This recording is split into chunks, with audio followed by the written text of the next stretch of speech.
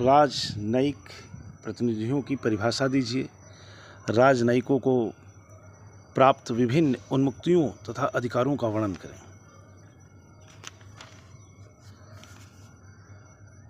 राजनयिक अभिकर्ता diplomatic agents वे व्यक्ति होते हैं जो विदेशों में भेजे जाने वाले राज्य के प्रतिनिधियों के रूप में निवास करते हैं। वे उन दोनों के मध्य जिसके द्वारा ये भेजे जाते हैं तथा जहाँ भेजे जाते हैं महत्वपूर्ण संबंध स्थापित करते हैं। इस प्रकार वे कूटनीतिक डिप्लोमेटिक्स कृत्य करते हैं, जिसका तात्पर्य अंतर्राष्ट्रीय विधि में उस ढंग से है जिसके द्वारा राज्य पारस्परिक संबंध स्थापित करते हैं एवं बनाए रखते हैं तथा राजनीतिक या विधिक समव्यवहार पूरा करते हैं। प्राचीन काल से ही राजदूतों का प्रचलन था। यद्यपि ओपेनहाइम आदि अंतर्राष्ट्रीय विधि के विद्वान इस विधि को पश्चिमी सभ्यता की उत्पत्ति मानते हैं, परंतु रामायण तथा महाभारत काल में भी अंतर्राष्ट्रीय विधि के कुछ सिद्धांत प्रचलित थे। दूत भेजने की प्रथा का उल्लेख रामायण तथा महाभारत काल में मिलता है। रामायण में रामचंद्र जी द्वारा रावण के दरबार में युद्ध होने से पूर्व अंगद को दूत के रूप में भेजा गया था तथा महाभारत काल में श्री कृष्ण ने पांडवों के दूत के रूप में कार्य किया था। इस प्रकार दूत की प्रथा का प्रचलन बहुत ही प्राचीन है। इस दूत या कूटनीतिक प्रतिनिधि का प्रमुख कार्य उभय राज्यों के मध्य समागम के माध्यम से इन राज्यों के संबंधों में सौहार्द स्थापित करना था। राजनयिक या कूटनीतिक प्रतिनिधियों के अधिकार, कर्तव्य तथा विशेषाधिकार 18वीं तथा 19वीं शताब्दी में अंतर्राष्ट्रीय विधि के प्रथागत नियमों के रूप में विद्यमान थे। सन 1815 के वियना कन्वेंशन में प्रथम बार राजनयिक अभिकर्ताओं से संबंधित प्रथागत अंतर्राष्ट्रीय विधि के नियमों को स्पष्ट तथा संहिताबद्ध किया गया। इस संबंध में विकास का अंतिम चरण सन 1961 में पूरा हुआ।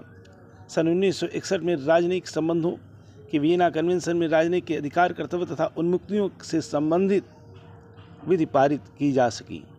भारतीय संसद ने वियना कन्वेंशन 1961 में पारित राजनयिक अभिकर्ताओं के उन्मुक्त कर्तव्य तथा अधिकार संबंधी विधि को राजनयिक संबंध वियना कन्वेंशन अधिनियम 1972 के द्वारा प्रभावी स्वरूप दिया।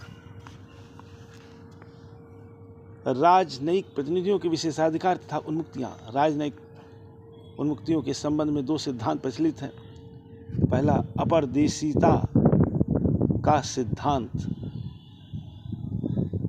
दूसरा है कार्यहित का सिद्धांत।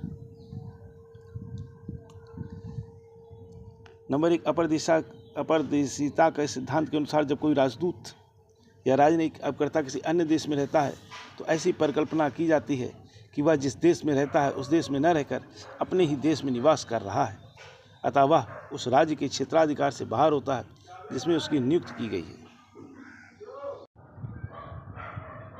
वह जिस क्षेत्र में रहता है उसे विदेशी या अपरदेशी क्षेत्र माना जाता है,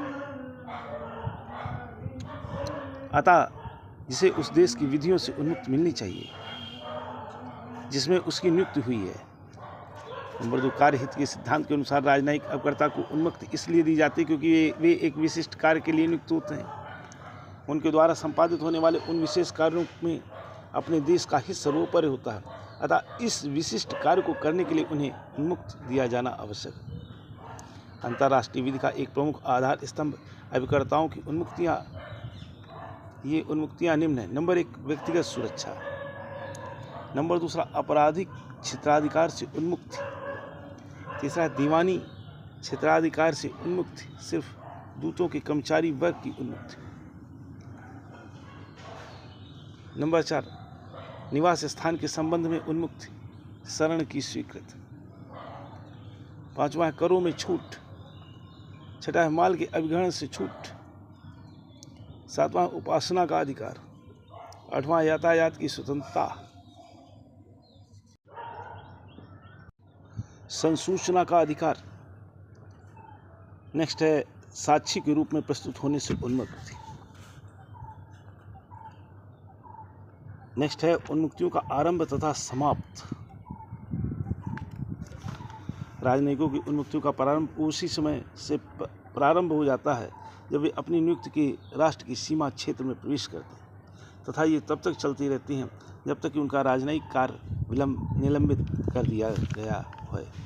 जब दूत संबंध समाप्त कर दिया जाता है तो एक उचित समय तक उस समाप्ति के पश्चात भी राजनयिक अभिकर्ता को उन्मुक्तियाँ तथा सुविधाएं प्रदान की जाती हैं, जिससे वे अपना सामान आदि बांधकर स्वदेश सुरक्षित वापस जा सकें।